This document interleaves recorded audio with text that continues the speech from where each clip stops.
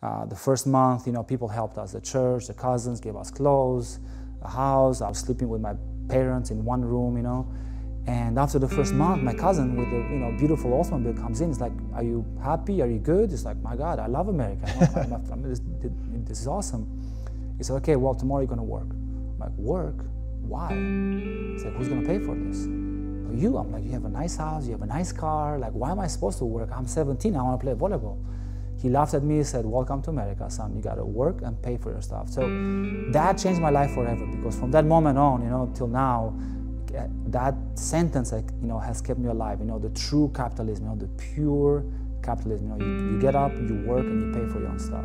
You said in communism you didn't have mindset. What do you mean by mindset? Mindset of, you know, to think, mindset to get better, to be the best, to dream, to work hard.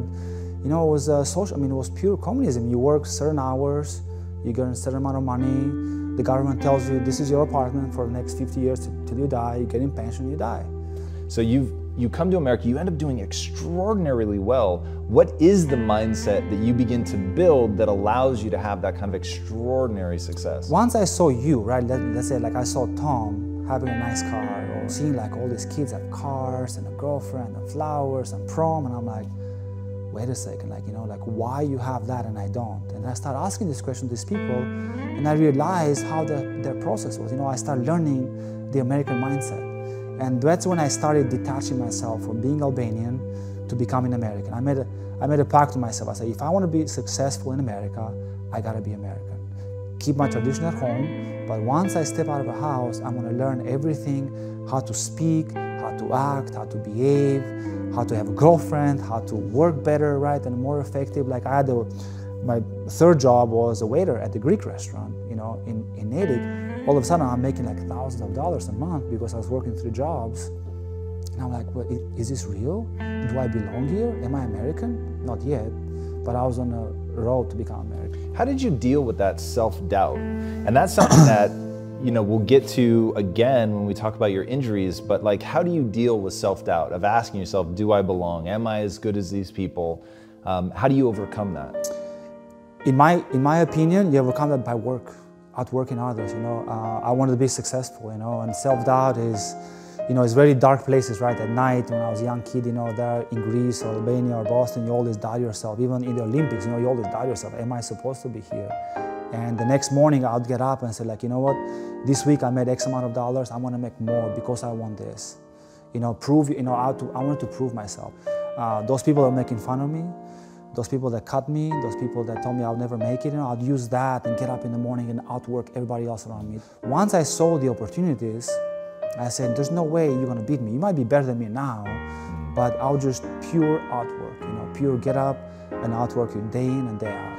And one of my dad's teammates had gone to Greece and sent letters, you know, by then we just had handwritten letters, and said, this is one opportunity I have for your son. Bring him to Saloniki, Greece, which was near my city. By car was 12 hours, I think, or 14 hours. So my dad searched around, and some of our friends used to do this business, bring people over the mountain for jobs and, you know, criminal activities, whatever you call it, right? And I said, son, this is it. I mean, we have no future here. There's nothing, you know, there's no money, there's no rule of law, there's nothing. I mean, what are you gonna do, play volleyball? No, nobody was playing sports, right? He said, you gotta go. So we had guns and, you know, people were chasing us, and, you know, and it took us, I don't know, we left at 6 p.m. We got in like at 7 a.m. I think, or 8 a.m. I don't remember the time, but you know, it was sun. And as we go over the mountains and stuff, and we see like this black Mercedes. It was a beautiful Mercedes, which was crazy. This massive, big Mercedes. And then I do the math, and I look around, and I'm like, holy God, we got like 12 people. Where are they gonna fit? So my body was smart. He knew, he's like, go first. They go in first in the car. So they put 3 people in the front seat, about 6 people on the back, and the rest was in the trunk. Whoa. Yeah, I mean, that was the way to go in. And then it was like a 5-hour drive, and the same thing, you know, because we're immigrants, as we drive, there's police, and it was like duck, you know, so would you go like this, duck and get out the whole time, 5 hours, 3 people here. This guy was like just flying on the freeway and drops us off in the middle of Saloniki in this city, you know, and I was like, oh, sweet, here, you know, here I am. And my cousin picked me up, my dad's friend picked me up, and then I go try out for the weekend. It's so crazy. So before the camera started rolling, you and I were talking about, you know, what does success demand? And you said demands everything. Everything. So, A, what do you mean by that? And then B, so many people set out to be the best. Why did you actually pull it off? Like, what is it about you, your mindset, your work ethic? Like, what is it that allowed you to see that through? It takes everything, you know, and what is everything is your mind and your body. You know, people are wishful thinkers. You know, I want to be the best, I want to be rich, I want to lose weight, whatever that, you know, the wishful thinking is, you know. But they hate to take the steps, or they take the steps and it's hard. You know, change is hard, you know. Changing your body, changing your mind is very hard, you know. And people stop. And people come to a certain point, they break. You know, for me, at young age, I created this, you know, really massive amount of discipline, you know. And also, at a young age, we were pushed so hard physically, you know, and also mentally from the government. And that's why, like, when I walked that walk to Greece, you know, I had all this, you know, sacrifice that I've done, you know, and I was like, that is my gold medal there. I'm gonna go for it. You know, my mind, I wasn't scared. My body was pushing, right? I was running and I was sweating, I was scared, but I was like, you know, it doesn't matter, you know, I'm gonna go for it. So everything is making up your mind mentally and not giving up, but also physically pushing through your hardship, you know, when it hurts. Now, it's incredible, and what it did for your career, obviously, is immense. Where it gets really interesting, though, is so you obviously smash records at USC, become one of the most decorated players the school's ever put out, and then you go and you play in the Olympics, and you guys do well, but you don't make it all the way, and then moving into Beijing, what, like a year out or 6 months out or something, you rupture your Achilles. Correct. Talk to me about that. What happens to your mindset through all of that? Correct. Yeah. So to make, you know, to be in the Olympic team is, you know, it's the most amazing thing for me as a human being, right? Especially coming from Albania. So making that team and representing USA, the country that first I hate and second I love to death, you know, was an achievement that I'll, you know, forever cherish, right? But to be an Olympian, right, you spend 4 years for 2 weeks, or maybe 1 week, because you might lose and get out. So it's a, you know, it's a crazy workforce and discipline and mindset, right? So to be able to play in Greece and then go have a chance to go to China, I was blown away by my ability, right? When you call about self-doubt, I'm like, there's no self-doubt then. I'm like, man, now I'm the man, you know? So I was the captain, I was at the peak of, you know, the peak of my career. We just lost in Athens, and as a group, we're a young group that joined the team in 2000. We were young in Athens, and then we made a pact to ourselves, like, we're gonna win gold in China. We actually made a plan, how, when, why, right? And we went to work, and slowly, you know, build that foundation. And in 2007, I was in Italy playing for the best team. I was a captain, making a ton of money, and then I turned, and then my Achilles snapped. I fall down in tremendous pain, because there's 2 ways to rupture the Achilles. One comes out, you can walk and go to the doctor, or the second one is the hardest thing, it snaps in half. So I fall down and I see my foot hanging and I can't move my toes, my toes. So I'm like, I'm trying to and I can't, I'm just crying because there's so much pain and shock. The doctor comes in, you know, puts his finger in the Achilles and just, you know, I mean, it was just harsh pain, you know, it's like, oh, it's your Achilles. And I knew it then, Tom, that Beijing is done. I mean, when he said that, I was like, no. And I just burst in tears. I'm like, man, 7 years to build this, you know, the truly American dream and hardship, it's over in a matter of 1 minute. Well, I want to go back. I want to know more about that process. Okay. So you do the injury. Is there a moment of self-doubt where you're like, I'm not going to be able to come back from this? My self-doubt was like, I'm done with the USA team. And that scared me, you know, because for me, that was the most important thing. Not professionally, not the money, you know, being part of the USA team and that group of guys and that, you know, that amazing tournament is just, you know, there's nothing like that in life, you know, because I already experienced it in Greece and now I'm the captain of the team. So that was the number one self-doubt, and that, you know, kind of stroke of fear. I mean, I had to sit 26 days with a leg up above your heart, not move anything. And a lot of thoughts came to my mind, you know, I mean, thoughts about quitting. I was 32. Thank God it wasn't social media back then. So, you know, it can be good, you know, good and bad, right? But, you know, friends were supportive, but they're like, you know, man, 32, you know, maybe take the real estate test.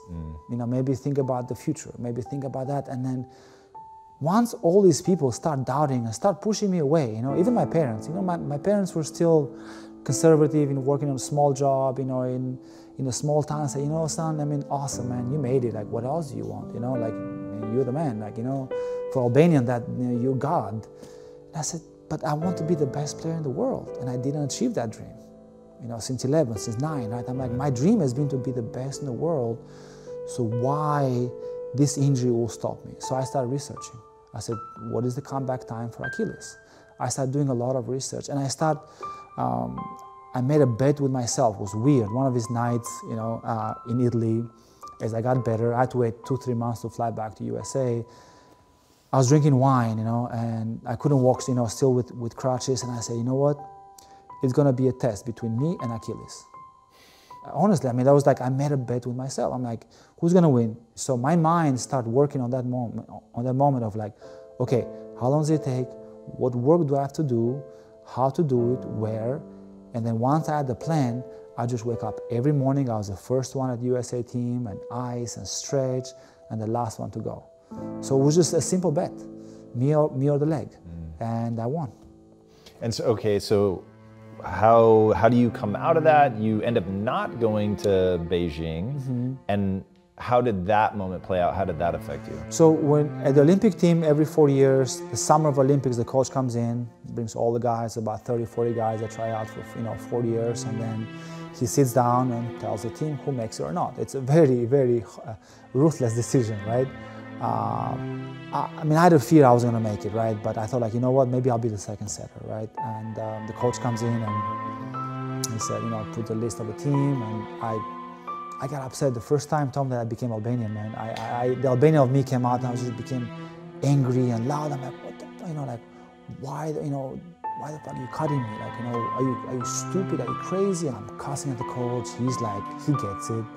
Thank God, you know, he took the high road, you know, just calmed me down, and we were just talking for 2 hours, and I was crushed. You know, like, I kind of went back to that old mentality, you know, and that summer I kind of gave up, you know. That summer I was just drinking, playing beach volleyball for fun. It was weird. It was just very odd mix of feelings, and I didn't know how to control them. I had no idea. Back then I was engaged, and then break up with my fiance too. Because you're drinking too much? And everything, man. I was in a dark place. I was drinking too much. I was angry. I became this crazy Albanian guy again, you know, and I was kind of alienating people and friends. I started doubting everything, right? And my Italian team that I was playing had a big contract for 3 years, massive amount of money, and they cut me. They said, we don't want to pay you, you know, you're not ready yet. I'm like, I'm ready, look at me, I'm jumping, I'm running. No, you're done. So that month of August was very dark, 2008. I mean, it was darker than Boston. It was darker than communism or chaosism. I was like, I made the dream. I was on top of the mountain, and then it was not a roller coaster. I mean, it took a second. I was nobody. Don't you even lose your house in this period? 2008, I bought a house 2005, and I was very happy, house owner, you know, and then 2008 recession hits, and then my house devalued 50%. And I'm paying, and I didn't know about financials too much, you know, so I'm paying the same mortgage that 2005, 2008, so my house was half the value. I called the Bank of America, I never forget, because I went Albanian on the guy too. I'm like, you gotta be kidding me, I'll find you. I'm like, what am I doing? This guy is in, I don't know, in Idaho, right? And I'm calling this guy, I'm like, how dare you take my money like this? Like, bro, like, I cannot help you, gotta refinance. I couldn't refinance. And I was left alone, you know, lost the house. I mean, my fiance left me, which I love to death. My USA team cut me, I mean, not let me, cut me, right? Everything I worked so hard, the American dream, gone. Lost money, lost my house, everything. And I'm like, what do I do now? I just wanted to kind of get lost. Forget about Europe, USA team, and everything. I should be on my own. And it was the best medicine ever, you know, because that's where you really find yourself, when you're on your own. So then walk me through that time. How do you re-find yourself? Because what I find so interesting about this story is it's mindset gain, mindset lost, mindset gained again. And, you know, it'd be so interesting for people to hear how you then come back out of this. You got to hit rock bottom, when they say, right? And I realized that I was blaming everybody else but myself. I was like, man, I blame the coach, my fiance, the team, the Italian manager, everybody but me. First time in my life that maybe I'd become too cocky or confident, I don't know. But I realized I was blaming everybody else but myself. So I made another bet with myself. I said, I'll never, from this moment on, I'll never allow anybody or anything else to dictate my life. It's gonna be my way. If I decide to do something and they cut me, that's fine, but it is my choice. I'm not gonna let the coach cut me or put me on the bench because he's gonna have no reason to. And I called the coach, I'm like, I wanna try out. I was 33, 34, the coach like, are you crazy? I'm like, I wanna try out. You put me at the bottom of the list, I wanna earn it back. And went to work. Instead of getting a crappy contract, I went to Italy, got a cheap contract, and I proved myself again, and I became the best setter in the world. So, you gotta hit that. It's about experience, Tom. I think like if you don't have that experience, if you're not confident to go through those experiences, right? When people go through tough times, they protect themselves. They go into this shell, right? Because we as humans, as you know, our mind, from back in the day, was to protect yourself, from fire, from fighting. So human mind is always kind of like being to, risk is not good for you, to go hike over the mountain, right? It's bad for you, right? Everything is bad. And I was like, no. I mean, I have to take this risk. I have to push myself. I have to suffer. I have to sacrifice in order to achieve that success. Otherwise, I'll never be that guy that I wanted to. What does it take to be the best? Everything. Everything. You can't, you're gonna have self-doubts, you're gonna have tough moments, you're gonna have everything, you're gonna have people talking bad about you, people putting you down, getting cut, it takes getting up in the morning and doing the same thing. I understand people talk about a lot of mental toughness, right? Mental toughness, you meditate and stuff. For me, honestly, mental toughness is getting up in the morning and doing the same thing, day in and day out, day in and day out, for whatever it takes, whatever that goal is, And by doing that, you become the best, And it takes everything. I mean, the 3 S's that I love, suffer, sacrifice, suffer. Like, I remember being in Boston, I suffered. What's the 3rd S? Success. Okay. Suffer, sacrifice equals success. You gotta suffer. It's gonna suck. I worked 15 hours a day. I'd get up, and then trying to stay in shape. Imagine that as a 17-year-old European in Boston who spoke English. There was a lot of suffer, a lot of sacrifice. I didn't have any friends or girlfriend or anywhere to go. Right? I was just working, and then success came, later because I had built this foundation. So it takes everything, but it's not for long. People think that to be great or to be something really good, it's a lifetime. It's not, because once you achieve that, that's another thing, right? But by building the right foundation, day in and day out, you achieve something, and that leads to another thing, opens up to different world. That's really interesting. So, okay, now you finished your volleyball career. What are you doing now? Do you push yourself as hard?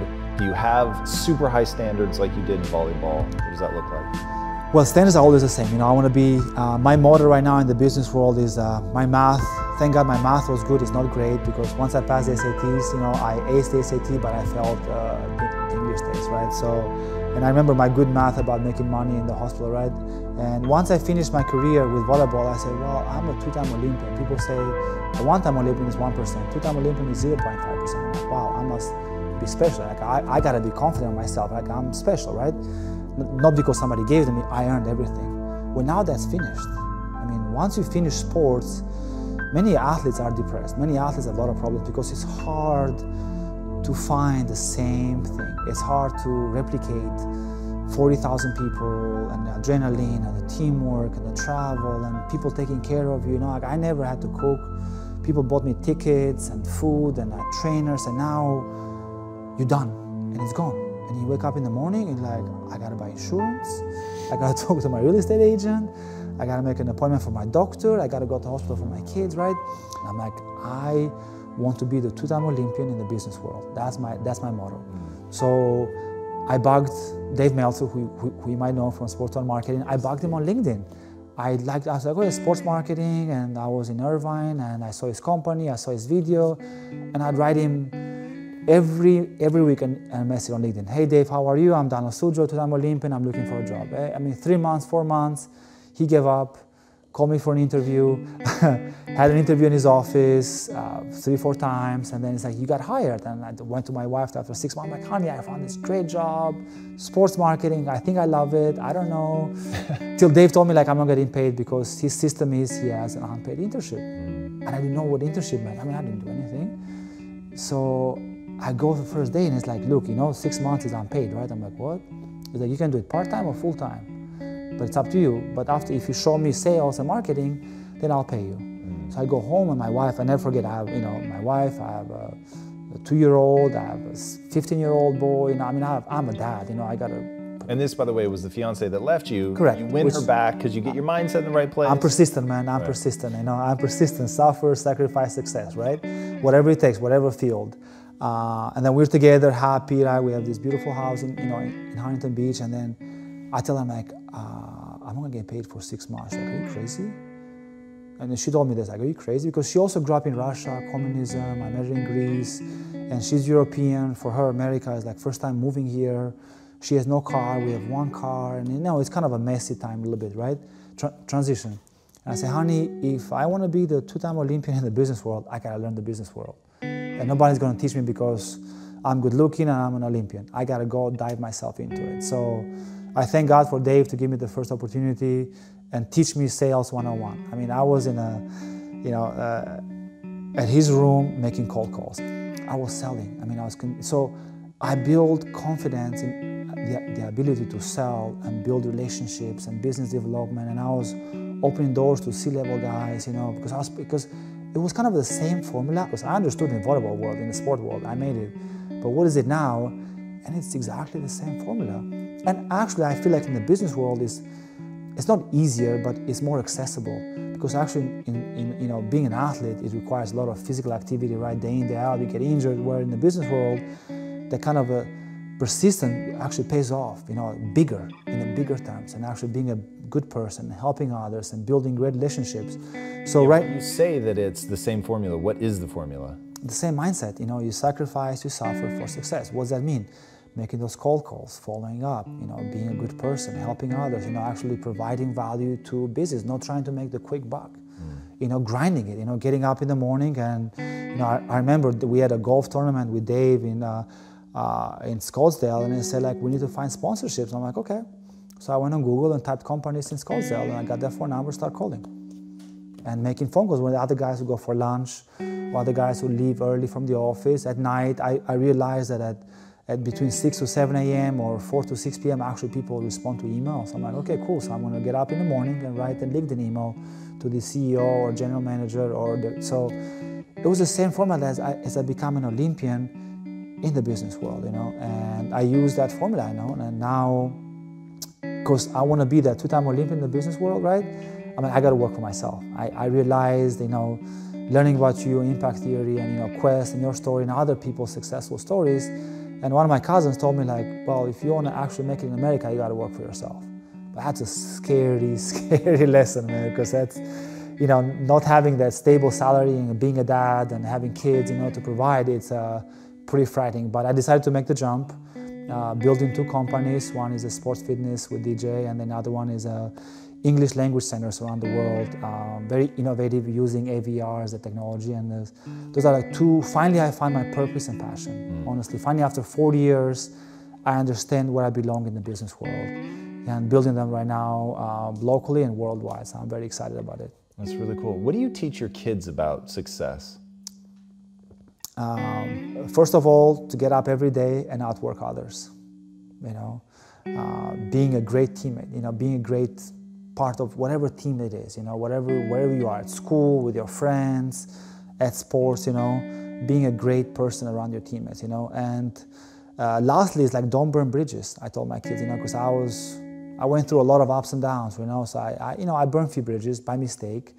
I've mended those bridges now, I went back and apologized, because I was in a dark space. But, I said, it's you're as good as the person next to you, You're as good as that mentor or business person or teacher or coach, alone is very hard to make it, And you live in a great country like America, where people will actually help you if you ask for help. But you got to show them that you are hardworking, a good person. And then success always comes, whatever that is, monetary, or passion or whatever that is for you. You know, it always comes if you do that work.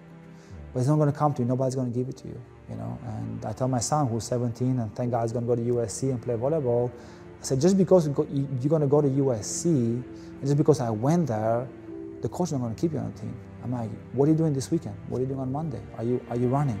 Are you training? Do you have your research? Are you outworking others? Are you effectively getting better? And he looks at me, he's like, huh? I'm like, well, if not, you're gonna go to junior college. So it's your choice. The final question: what is the impact that you want to have on the world? Two things, that I found my passion is, health and wellness and English language. Why English language? I want to help immigrants. I'm an immigrant. It was very difficult here to make it. There was a fine line that either I was going dark or I was going to be successful. And I want to be able to spread this message that, when things are hard, when you're in a dark place, there's still light. It's just a matter of, switching your mentality, switching that thought process, and continue to work for the right thing. Especially, in USA, which is land of immigrants. I want to be able to spread that message and help those people to achieve their American dream. And achieve that either through teaching them English, which is the #1 language in the world, and we need to unite through language, so they can thrive in USA, and then USA can thrive from them. But also through health and wellness, like I want people to be active and healthy, because for me, sports was #1 reason that kept me alive through communism, chaosism, and democracy, right? So sports, sports is part of health and wellness, Through those two platforms, I want to be able to, motivate people to be active, to be culturally inclusive, to get better jobs, better education, and change that mindset, introduce them to the 3 S's, and it's not scary. Just because they sound scary, they're not scary, It's just the way you look at them. So hopefully I'll make the impact, yeah.